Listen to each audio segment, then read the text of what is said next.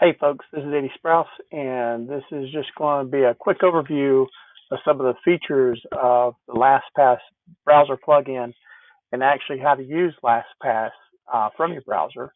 So first thing you want to do when you open up a web page, you'll notice here I've not signed into my Gmail account right now, and I could click sign in and do that, but if I did that, then I'd have to input my username and password manually. So in order not to have to do that, I'm going to sign in to LastPass. And you'll notice I already have the browser extension installed right up here. And I'm going to click on that LastPass extension. It's just a little gray square with 3 white dots there. And that brings up the LastPass sign in. Now, I've signed in before with this extension, and I've told it to remember my email address, which that's just fine. I mean, that's not really going to hurt your security any at all to have that in there. Maybe if you were using a public computer and it had the LastPass uh, browser plugin already there, you may not want to leave your email address in there, and you can just simply uncheck remember email. One thing I will tell you is not to check remember password, because that defeats the whole purpose of using LastPass. It would give anybody that has access to your computer access to all the websites whose username and password is stored in your LastPass vault. So what I'm going to do is go ahead and sign in using my master password here. Of course, I'm not going to tell you what it is. I'll go ahead and put that in there.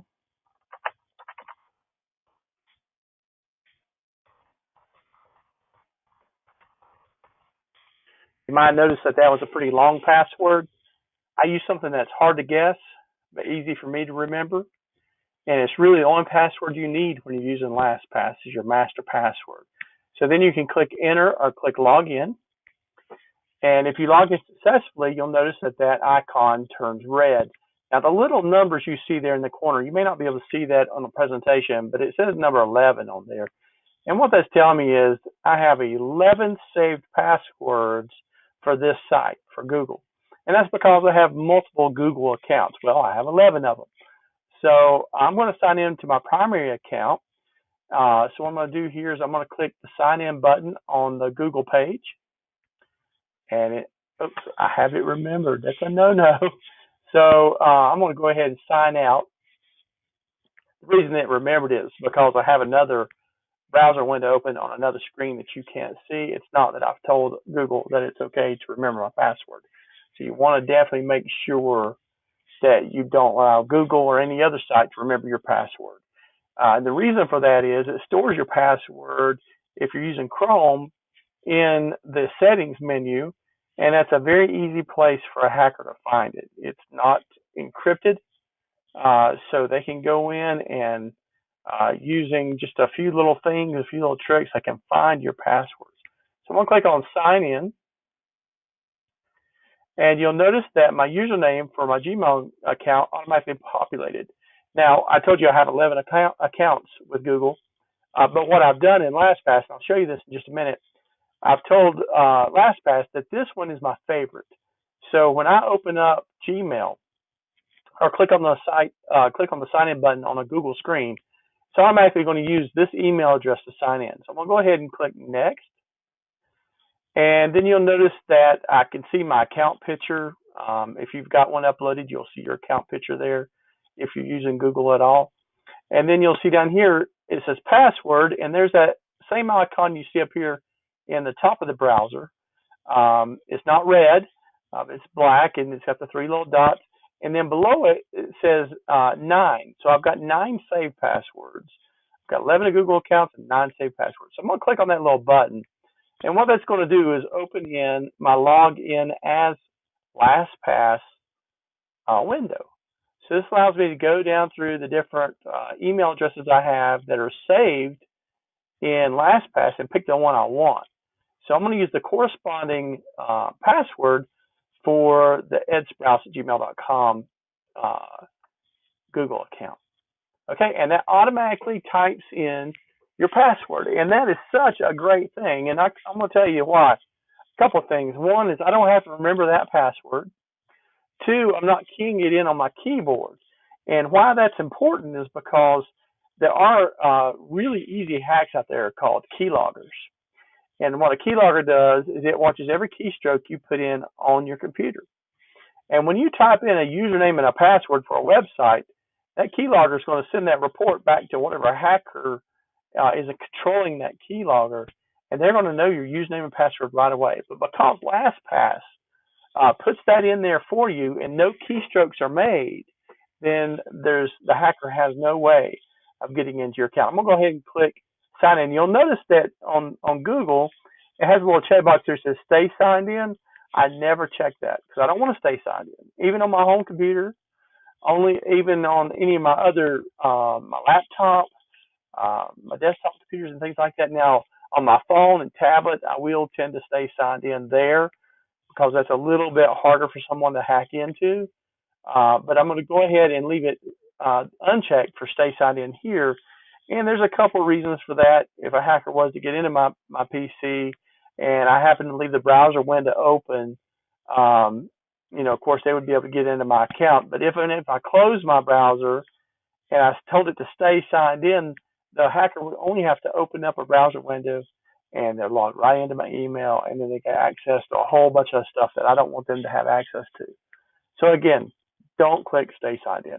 And that by doing so, if you do click that, it's going to tell the browser to remember your password. Remember, browser password safes are not secure. So I'll go ahead and click sign in. Okay, and we're going to talk about this in just a minute, so don't worry about this part of it. We'll come back to this on another section. So I've got to put in a little code here. This is the second type of security that I have installed on this account. And this security that I have here is called two-step verification. And again, we'll talk about that in just a minute. All right, so I'm signed into my Google account. And let's say I want to go to some other site. Well, let's do this. Let me go ahead and go to my photography page. And I am going to sign out of it so you can see how this works here.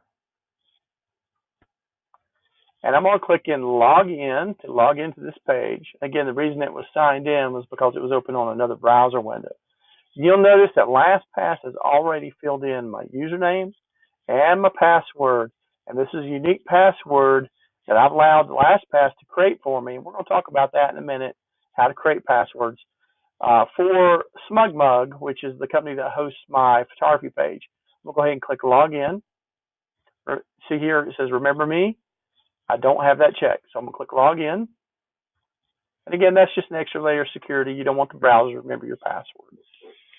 Okay, so now I'm in my photography page. But let's go in and look at LastPass itself.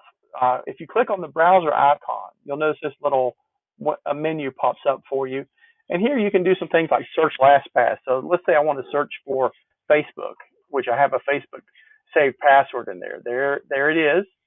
And I actually have 3 different Facebook accounts saved in LastPass. And I simply would just need to go and click on one of these to access that. And I'll show you more about that in a minute. Some of the things I want to show you down through here is My Vault. Let's go ahead and click on that. And this is your LastPass vault. This is where it stores all your saved username and passwords, all your saved sites. And remember, when we first started out, we log into the little browser extension up here. And when I click My Vault, it remembers that login when I want to go and look at my LastPass vault. And some things you're going to notice here, if I have a group of favorites, and these are accounts that I want LastPass to sign into first. And the reason they're favorites is I may have more than one account with these websites. Like I have a couple of Amazon accounts, got a couple of Apple accounts, I have several Atlantic Bay accounts, several DocuSign accounts, and Facebook accounts, and so on and so forth. So those, the ones that I want it to default to or sign in first, I've made favorites. And the way you make a site your favorite, for example, if I click on the little tool icon here, you'll see down here where it has a little star. If I click on that star and click save, it's going to add that particular site as a favorite up here. And to remove a site from a favorite, you just click on the little tool icon, click on the star, click save, and it's going to be no longer a favorite. And you'll see, I have tons of sites that I have saved in LastPass. Now, that takes some time to do. I will tell you this about LastPass. It takes a little bit of time to set it up, and you may have to go over this tutorial more than once in order to do that, or go watch other tutorials online. There's actually a LastPass channel on YouTube that you can go to, and you search their videos, and they have some great how-to tips on there as well. I will tell you there are some people out there that have said they've hacked LastPass. I don't think any of those are really legitimate. The ones that have hacked it are from accounts that are less secure, and I will tell you there are ways to prevent that. So don't worry about that too much. If you have questions about that, I'll be glad to talk to you about it. Okay, so the next place on here is our secure notes. This is cool. So this is a way, if you are a person that has to keep or wants to keep some information secure, you don't want to write down a notebook where somebody can easily find it. You don't want to put it in something like Evernote that's not really encrypted very well, or other types of online storage that you worry about. LastPass is a great place to store secure notes. And if you click the little plus button here, you can start creating different types of secure notes. One of the types of secure notes is credit card. So if you're one of these folks that do a lot of online shopping, and you want to be able to access your credit card, you don't have to run the bedroom or wherever you keep your wallet or your purse to be able to pull that credit card out. You can put all the credit card information here, and it keeps it secure for you. You can put a name on the card and the folder you're going to store it in, like business or whatever. And you can create your own folders if none of these help. So you can just type in the name to create a new folder. Anyway, so that is how you create a secure note. I know that was just a quick little overview, but we don't have a whole lot of time. I keep some things in here, like I've got a secure note that says Eddie's information. I've got my vital statistics and my wife's vital statistics in here. That would be Social Security numbers, birthdays, bank account information, just blood type, emergency contacts, just all kinds of things, insurance information and things like that that I would need to be able to get to quickly in the case of an emergency. So that's why I call it vital information. And I've shared these. That's the great thing about LastPass. You can share these notes with other users. So I've shared mine with my wife, and she shared hers with me. And anytime one of us has a problem, we can access that information very quickly. So God forbid my wife was in some kind of accident and I need to be able to get to her vital information, I have it here, and vice versa for me. Okay, and then we have form fills. I only have one right now, and it's my Bank of America credit card. And the reason I put this in here is I use this credit card extensively for online shopping. And so when I go to a site that uses online shopping, I can use the form fill to actually fill in the credit card information without using my keyboard. And remember, we talked about keyloggers and how people can steal your information by what you type in on your keyboard. So by using a form fill, LastPass populates it for you, and you don't run the risk of having a hacker get that information. All right, and then there's the sharing center. And here you can set up folders where you can share things. I've got a family shared center, and that's where I share LastPass passwords for my websites. My wife shares her with me. So if I click on shared with others here, I can see who I shared passwords with, and I can remove that access if I want to. So if I have someone I'm sharing stuff with, and I just want to do it temporarily, I can go over here and click X, and then they no longer have access to that. Now, it shares that with them if they have a LastPass account. So it is required they have a LastPass account, and I believe you have to be a premium user of LastPass to use the sharing. And I do recommend you paying for it. I forgot what it is a year. It's not very much. I think it might be something like $20, $30, $40 a year, something like that. But you could lose a whole lot more money than that a year if someone was to hack into some of your sensitive accounts. So I recommend you go ahead and become a premium user and encourage your friends and family to do the same. All right, and security challenge. This is a cool little tool that LastPass has. It allows you to go in and check to see how secure your passwords are with the websites that you visit. And he'll actually give you a score and tell you how well you're doing with bringing all your other websites over into LastPass. Okay. One of the neat things LastPass does for you when you first install it, if you're using Chrome or Internet Explorer, whatever your favorite browser is, you'll actually go in and look for stored passwords in those browsers and ask you if you want to go ahead and import those into LastPass. And then if you do, it deletes those from the browser, so they're no longer stored in an insecure way within your computer. Okay, and now that's just going to bring over your username that you're using now and your default password for those websites like Facebook or maybe your bank account or something like that. That's not exactly giving you a secure password. And we're going to talk about secure passwords in just a moment and how LastPass helps you generate those. All right, and down below you'll see there's a button here at the bottom left corner. It says emergency access. Now, I've not started using this just yet, but let's say I know I'm going to go in for surgery and I want to have someone that has access to my entire LastPass vault in case something was to happen to me, I was incapacitated, or maybe I passed away, and I know this person would be somebody who'd be faithful to go in and close my accounts or take care of my financial business, whatever it might be. I can click the plus button here, and I can go in and add an email address to someone I trust, and I can actually put in a wait time. So if I'm going in for 2 days for surgery, I can say 2 days from now. I can say immediately. I can say in 30 days. So there's lots of options there. And they will email that person, let them know they've been given access, and they'll give them instructions of how, if they're not a LastPass user, how to install LastPass and how to use this information. If they are a LastPass user, then they're going to get access to your stuff right away as soon as that time period that you've set has started. Okay, and there's a list of more options where you can refer a friend to earn free premium access. And then other things, there's some advanced things here for importing, exporting, all kinds of stuff. We won't get out all that. We don't have time for that right now. Okay, so let's go back up to our LastPass vault.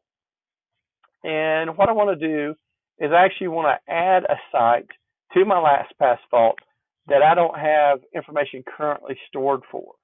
So I'm just going to close this browser tab for LastPass because I don't really have to have that open. Everything can run right here from the browser. So I'm going to click in this address bar, and I'm going to put in some other website that I've not currently been using. So I think what I'll do is do Yahoo because I hate Yahoo. I don't use them.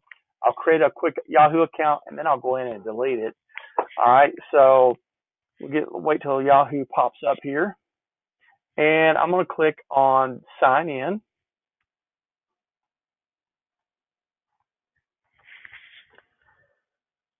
All right, so evidently I used to have an account that's still here, but I'm going to click sign up, just like I didn't have a Yahoo account. And I'm going to give them a first name. Of course, I'm giving them fictitious stuff. And then I'm going to click on email address.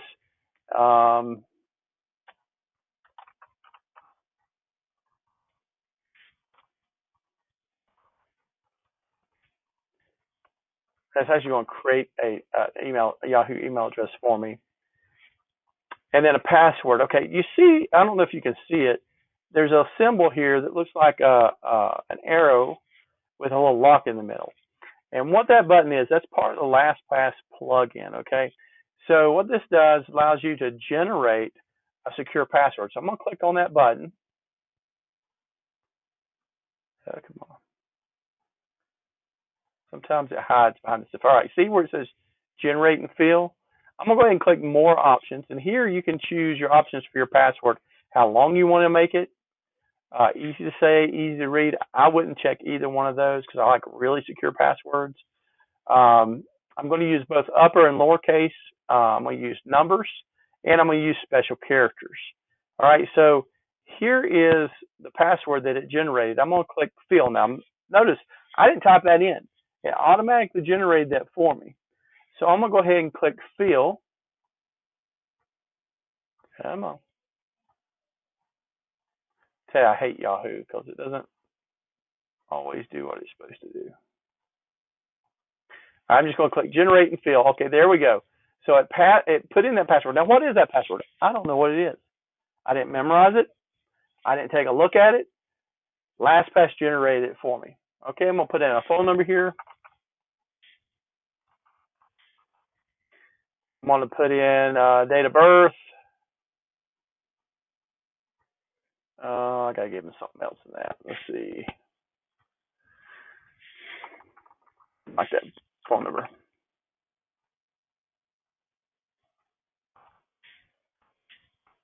I'll give him my old phone number. Okay, that I don't no longer have. I hope they don't call somebody. And I'm making up a fictitious birthday. It's none of their business when I was born. All right, so we're gonna mess with them here. I'll make it female. All right, so I'm gonna click continue.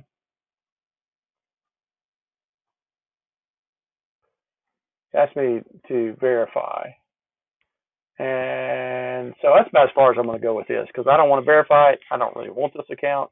But you'll notice there's a little pop-up that come up here that says, nice, we've now added this to LastPass. So they actually realized that I was going to use this black999 as a Yahoo email address.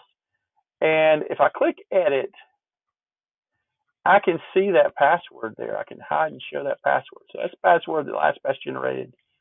And it told me that I should put it in the folder email, but you could put it in any other folder you have created. I'm going to leave email selected there. And then when I click got it, then it's going to actually put that into my LastPass vault.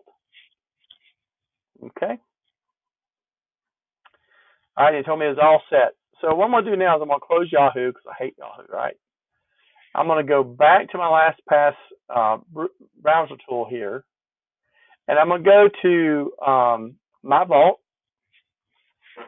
And I'm going to search for Yahoo. All right, and well, here's the Yahoo account I had in there. I don't have that account anymore, so I guess I could just go ahead and trash that one.